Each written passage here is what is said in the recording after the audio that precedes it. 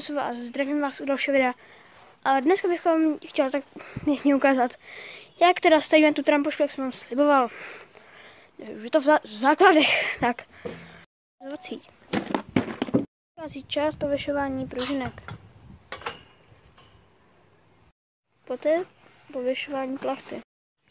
Následné našroubování sítě. Pozorní, toto je ta nejtěžší část. Poté následuje také zavěšení těchto žáčků na síť. Jste potom dolů.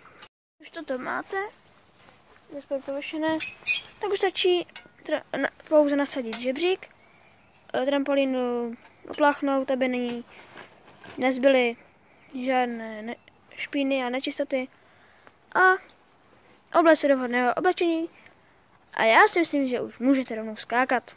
Tak a trampolína je hotová. A z tohohle máme to, co z toho máme. Doufám, že se vám video líbilo. Pokud jo, dejte palec nahoru, odběr a uvidíme se u dalšího videa, takže čau.